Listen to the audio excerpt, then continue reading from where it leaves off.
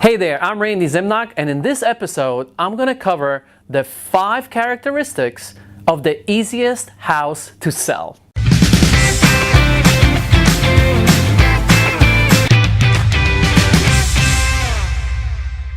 So let me give you the 5 characteristics that make up the easiest house that will actually sell probably every single time. What would that be? Well, it basically works on supply and demand. And the way I look at it, and this is, I think, would work in general across the nation, right? That most people out there looking for houses will want 3 bedrooms and 2 baths. So 3 bedrooms and 2 baths, right? What I always like to say when I speak to our agents or our investors, like, it's all about the pool of buyers. And I open up my hands like this. I don't know if you could see this, but I say, what is my pool of buyers? Well, is the pool of buyers like this? Is the pool of buyers like this? Is the pool of buyers like that, right? Because I want this much pool of buyers, right? So when I have a 3 bedroom, 2 bath, my pool of buyers is big. If you add on top of that a yard, it opens up even more. Quiet street opens up even more. And it's got an open layout inside, right?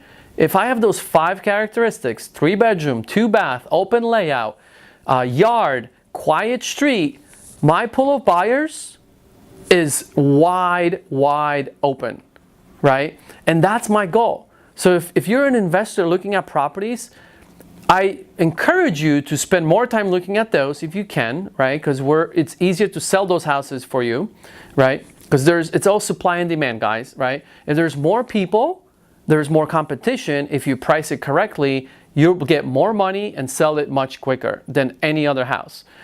Common question I get that I could bring up is, okay, so if I look at a 3 bedroom, 2 bath, and I go to a 2 bedroom, 1 bath, is that a big deal? Of course, right? My answer is like, whoa, man, 2-1 versus a 3-2 is a significant difference in value. But then they ask, okay, so what if I go from a 3 bedroom, 2 bath to a 4 bedroom, 3 bath? Like, well, most likely the buyer that's going to buy the 4 bedroom, 3 bath could also be the same buyer that will also buy the 3 bedroom, 2 bath. But will the buyer that's looking for the 3 bedroom, 2 bath, will they consider the 2 bedroom, 1 bath? Most likely, I'm almost 99% sure the answer is no, right? Because they need the extra bedroom for their kids, right? Most families are out there looking for the property. The 2 bedroom, 1 bath, that house attracts usually a single person, right? Or a young married couple, right? They are wanting to start a family, and this is their starter home, as we call it, right? The pool of buyers for a 2-1 is smaller, guys. Much smaller. So if it was up to me, and I'm investing, and if I had a choice every single time to pick my next property, it would always be a 3 bedroom, 2 bath, open layout, quiet street, yard, and blends to the neighborhood. I think I forgot that one as the 5th when I was saying it. So that's the 5th one, okay? Blends to the neighborhood, right? It's not the oddball. I did an episode on that. Don't be the oddball, okay? That's the 5th characteristic, okay? So let me give you an example that happened literally today, right? I went to actually look at a property for a friend. It's now in their family, and they're trying to figure out what to do with it. A family member passed away, and it needs updating, right? So this house, right, as I was pulling up, first thing I noticed, quiet street. It was on a cul-de-sac. Can't get any better than that, right? It fit the neighborhood, right? No problem. That's what I want. So boom, I checked off 2 things already, right? Then I go inside, open layout, right? Boom, 3rd one checked off. Then I look around. It has 4 bedrooms. Boom, checked off, right? Because I need 3 minimum, right? Boom, checked off. It had 2 bathrooms, right? We need that. Actually, it had 3 bathrooms, so that's even better. And it had a yard, amazing yard with a pool. So that's a bonus, right? You don't need a pool in every yard, okay? So just a yard. Give me some yard with some grass. I just need some grass. So it checked off all the things, right?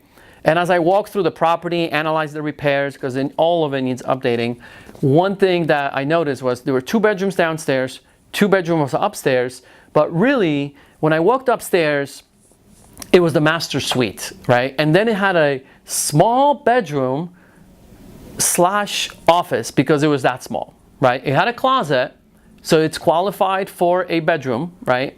On the tax records, it's a bedroom. However, it was small. It was fine for a little baby as they're growing up, right?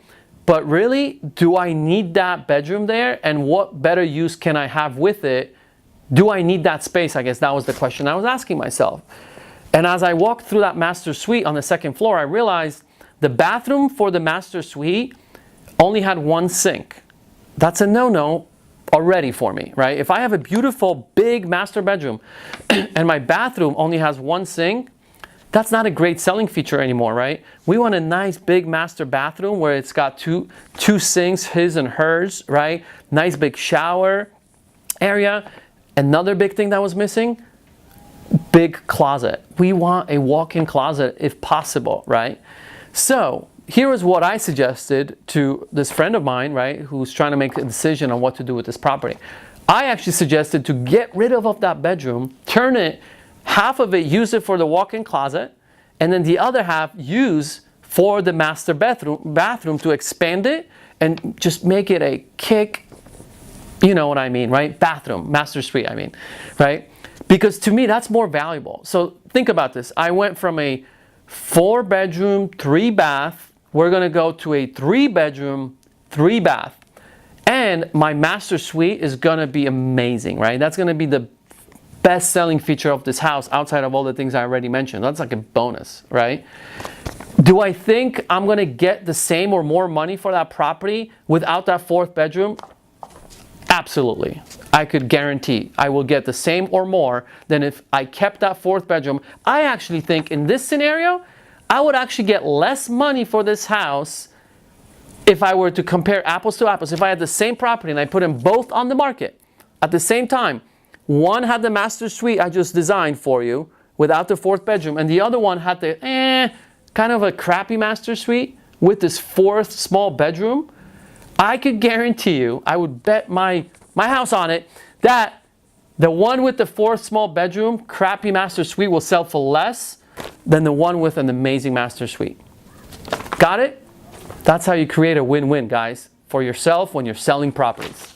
Analyzing a property before you buy it is obviously very important. However, what I find that most people just do it wrong. And I know that alone, one mistake could cost you tens and thousands of dollars. It could literally cost you your business. And I don't want that to happen to you. So I created a step-by-step property analysis guide sheet to walk you through exactly what to look for to make sure your deal that you're looking at is worth buying. To get the property analysis guide sheet, just go to randyzimnock.com.